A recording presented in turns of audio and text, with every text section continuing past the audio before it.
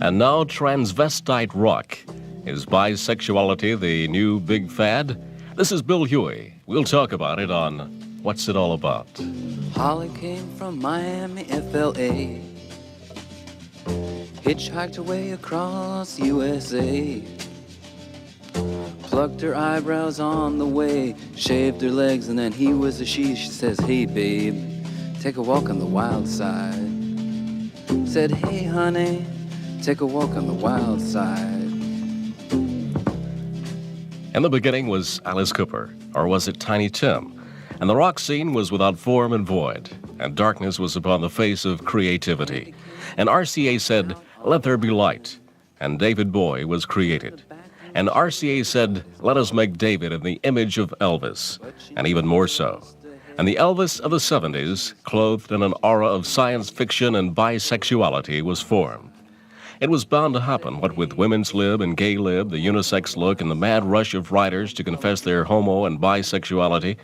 Bisexual and transvestite rock has become a powerful new fad. The first to exploit a gay image, though he really wasn't, was Liberace, and he did quite well with that image. But for the most part, any hint of sexual deviation was something to be hidden in the closet.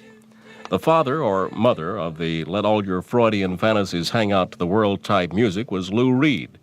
Lou was known to but a few of the avant-garde in New York, where he sang in nightclubs and just as often was fired for singing love songs to men or singing about sadomasochistic pleasures. Andy Warhol set in on one of Lou's performances and immediately took him under his wing into the mad fantasy Warhol world. Walk on the Wild Side is about Warhol's performers and personalities. Holly Woodlawn, Candy Darling, Joe D'Alessandro, Sugar Plum Fairy, and Jackie Curtis. With Warhol, Lou organized the Velvet Underground and proceeded to influence others with his new freedom of subject matter. The first group to really catch on to the possibilities for commercialization was Alice Cooper, who is an excellent showman and who has exploited not only bisex and sadism, but any other fantasy he can find in the mind of man. The Rolling Stones have always tried to mold their image around the baser desires of the band, but through the influence of Lou Reed, the past few years has found them delving into new subject matter, including bisex. But the big star on the horizon, to pull out all the stops, and one who has a great deal of talent, is David Bowie. This is ground control to Major Tom. You've really made the grade. And the papers want to know whose shirts you wear. To leave the capsule if you dare. David's image is not just bisexual, but that is included in his 21st century image. His shockingly orange, clockwork orange hair and his almost sexless appearance give you the feeling that he's something from another planet. Bowie is married, has a son, Zoe Bowie, but confesses his bisexuality publicly. The brightest thing about Bowie, though, is not his shocking statements or his costumes, but his songs. His lyrics have a real touch of the poet. RCA has spent hundreds of thousands of dollars on Bowie's career, and though many super-hyped acts have little else to offer but an agency-made image, Bowie has talent to match. He'll probably be around for a long time. There are numerous others who have adopted the bi or homosexual image: Rod Stewart, Johnny Edgar Winter, Kim Fowley, and as always, there's a following. The unisex look has become bigger than ever. Makeup for men has become almost as big an industry as it is for women. And confessions of bisexuality abound, from Joan Baez to the beautiful people of the New York Cat Pack. Whether the bisex fad is just that, a passing fad, a positive new freedom, or another step down the road to decadence, a la Roman Empire, or even an answer to the population explosion, the sociologists will no doubt tell us. Hopefully, the honesty will help us better deal with the problems of human relationships. American sexual fears, especially the male's fear of failing to live up to the masculine image, has long hindered his relations with men and women. The eventual goal of women's lib, gay lib, black lib, or any other liberation movement is contained also in the liberation movement of the Nazarene carpenter, the respect of a person as a person. not because of their maleness, femaleness, color, or any label, but a human being created and loved by his Creator. And that's what it's all about.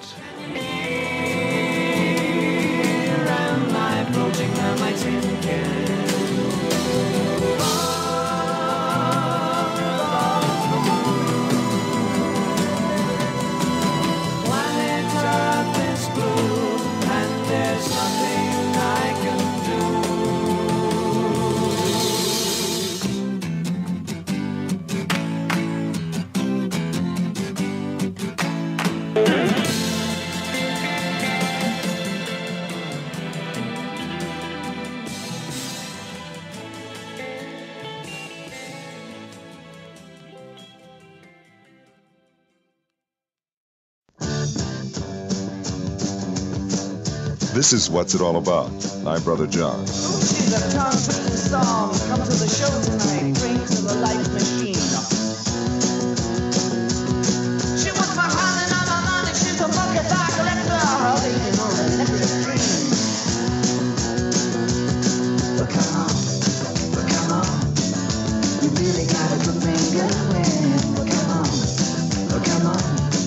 If you think we're gonna make it, better hang on to your dad.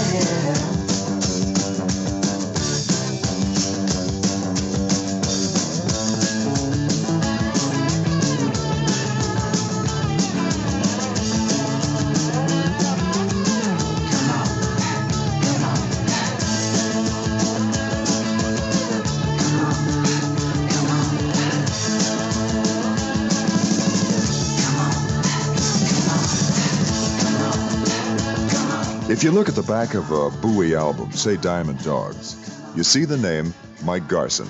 It isn't just fair to say you're the keyboard man, is it, with Bowie? Well, I've been his pianist for the last 2 years, but now I'm also the musical director. Yeah, and what does that entail for you? Basically putting the band together, finding the musicians, auditioning them, teaching them the music, being the leader, screaming at them, getting them there for rehearsals, waking them up in the morning, getting there on time for the gigs, conducting, counting off the tempos, and listening to their sob stories when trouble gets heavy. Ground control to Major Tom. Ground control to Major Tom. Take your protein pills and put your helmet on. Ground control to Major Tom. 7, 6. Commencing countdown, engines on. On What's It All About, we're talking to Mike Garson, David Bowie's main music man, about Bowie's ability to produce. He's remarkable, actually, his ability to produce, and he can go around the clock, 18 hours. I've been in the studio with him. He'll get an idea, maybe a line or a thought or a concept. He'll sit down at the piano or the guitar and he'll say, what do you think of this? He goes by the vibes of the other people around. And he'll take this little idea, sit down, and then he'll say, well, can you hear something? And I'll play a little piano thing on it, and then we put the drums and bass. Before you know it, it sounds like a total masterpiece. But it starts off very, very basic and simple.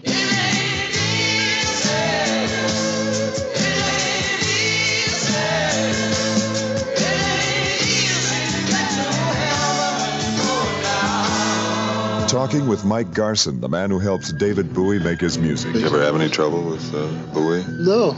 We've had a good relationship. That might be one of the reasons I'm still around. I often wonder about that because, I've seen a lot of guys come and go over the 2 years. I guess maybe my viewpoint on life or, the philosophies I use helps me get along with people better than maybe in the old days. What kind of philosophy were we talking about? I'm talking about basically applying my knowledge of Scientology to living, which is all it is an applied religious philosophy, something you use in life, which is you got to grant people the beingness to be, do, and have the way they see fit. I understand that you're a Scientology minister, is that right? I am a minister. This question has been put to me in one way or another. How can you, as a minister involved with Scientology, how can you involve yourself with with an industry that's really been called, dirty, lewd? How can you stand up there and be a part of that? you can say that about the industry and leave it alone and not do anything about it, and therefore the industry gets worse. But you could also go in there and try to see if you can clean it up, and that's what I'm out to do, slowly but surely. Didn't Jesus say something about go out into the highways and byways and compel them to come in? You know, he didn't spend a whole lot of time in the church when you get right down to it. That's right, and he said the truth has set you free, and that's what we're all about. God knows I'm good. God knows I'm good. God knows I'm good. Surely God won't look the other way. Hey.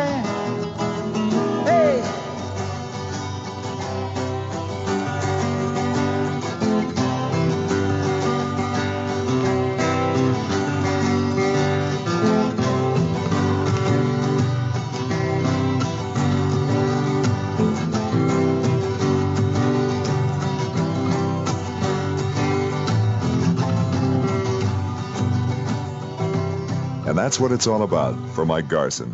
And I'm Brother John.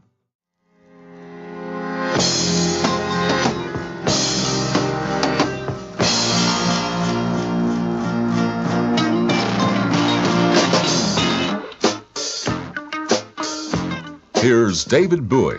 My point is to communicate for myself, first and foremostly. And if I have a public that was willing to follow me and keep going with me, that's great. But if I start losing them or dropping them off, there's nothing much I can do about that. Well, David Bowie hasn't had much of a problem with that. For most of the 70s, audiences were eager to follow this unpredictable artist. I'm Bill Huie. We'll talk more with David Bowie in a moment on What's It All About.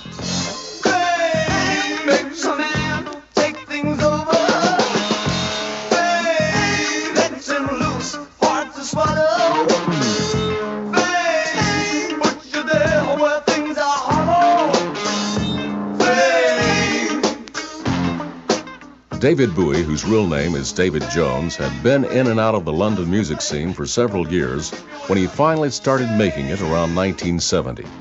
He became known as much for his glittery, sometimes transvestite garb as for his music. Bowie says it was all part of the act. What I've been working on, or working with more than anything else, was creating characters and environments on albums and then portraying them on stage. But the line between David Bowie the person and David Bowie the glitter star grew difficult to discern. I confused many people because I refused to explain. When I wrote the characters and their environments for the different albums, like Halloween Jack or Thin White Duke, Aladdin Sane, Ziggy Stardust, I used to take the characters off the stage with me if I had to be interviewed or be put in front of media of any type. This is Major Tom to ground control. I'm stepping through the door, and I'm floating in a most peculiar way, and the stars look very different today, for here am I sitting in a tin can. Bowie's concerts during the early 70s were grand theater. Then in 1974, he tired of the huge stage productions and changed directions. I spent God knows how much money on the most incredible set, and I was supposed to go all over America with it. And I got to Los Angeles and I was bored stiff with it, and I completely threw the set away and came back with a completely different show. I came back with Young Americans, or what was to be the germ for Young Americans, which is my photograph of American music at that time. Since 1975, Bowie seems to have gone through two stages. First came his popular rhythm and blues period with the Young Americans and Station to Station albums. Then he became interested in electronic music and cut a record with synthesizer master Brian Eno. My usage of electronics is somewhat different to many other people's. I don't wish to reproduce what's already been done. I don't want to reproduce violin sounds. I'd much rather use the synthesizer as a texture. And if I need a sound that I haven't heard in my head, then I require the assistance of the synthesizer to give me a texture that doesn't exist.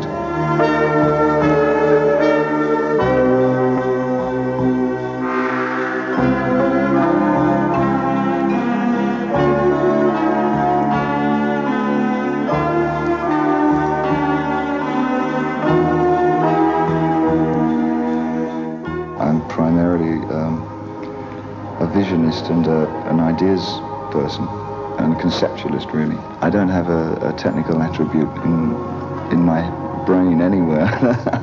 I have a problem driving cars. What a dull and unworkable world if we all had the same taste and talents. It's good that we have the thinker and the doer, the technician and the dreamer, or the visionist, as Bowie puts it.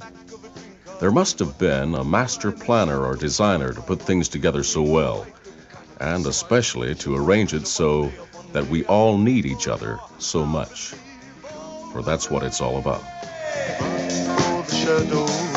Run for the shadows, run for the shadows in these golden years. There's my baby lost, that's all. Once I'm begging you, save a little golden years.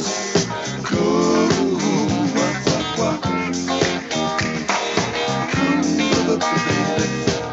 don't let me hear you say life's taking you nowhere. Angel, come, baby. Run.